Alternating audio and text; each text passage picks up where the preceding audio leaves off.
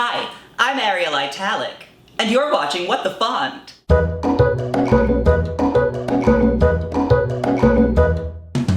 Now usually the show would have a subject or theme, but I couldn't think of one this week. So we're going to do away with that pretense because we all know that it's a sham anyway. I don't know what I'm talking about, and I can't stay on theme. So, I'm just gonna give you some general pieces of advice that I thought of, and you can take them or leave them because they may or may not be any good. I actually came up with this idea when I thought about how I had forgotten to put something in a previous episode that was very important. In the drag episode, I talked a lot about different genders, and I know that a lot of you probably meet people about whom you don't understand their gender or you're not sure, and you might be tempted to ask someone what their gender is.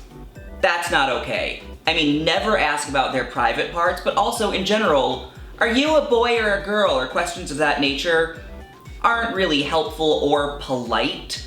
A question that is always okay to ask, and is actually encouraged, is what are your pronouns? It's a great way to, yes, get a hint about their gender identity, but more importantly, to establish a respectful way to refer to them going forward. So get in the habit of asking, what are your pronouns?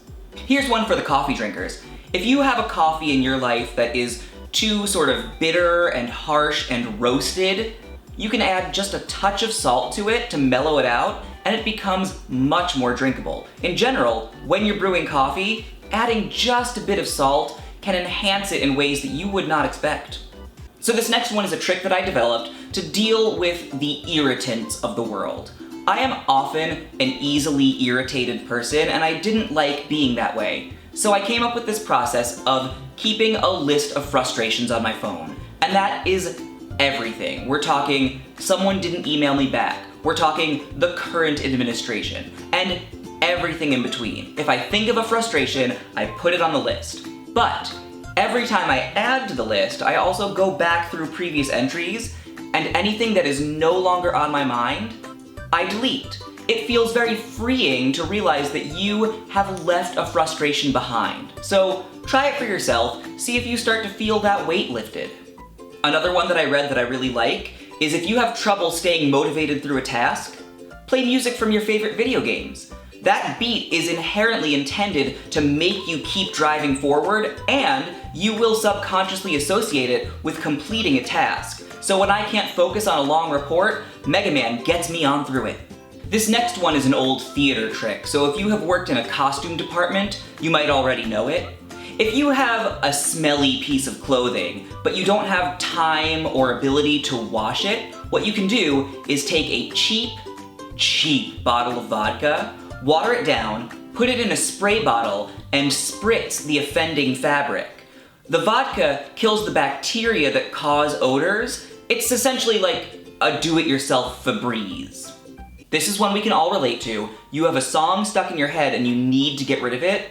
Imagine forward to what the end of that song sounds like the big final chord or even just the fade out on the radio. If you can get that in your head, then you bring closure to it and you can move on to something else. This is only a tip for those of you who lip sync to things, so I realize it's kind of a niche one, but it's something I'm really good at, so you gotta let me tell you. When you are listening to the song that you are preparing to lip sync, don't just listen for the lyrics. Think about where the performer is breathing. If you can match your inhales and exhales to when they do it, your performance seems much more realistic. It's something that not everybody notices consciously, but it plays into the whole perception of you, and it's gonna make it so much better. And finally, one for everyone who is neurotic like me.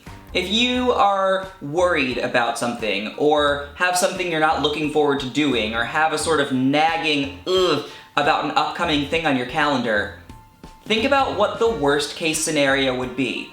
What is the outcome that would be absolute disaster? No, really, think about it. You probably already do. Now, think about your plan for dealing with that. So if you're worried about going to the dentist because you're like, what if he takes all of my teeth out?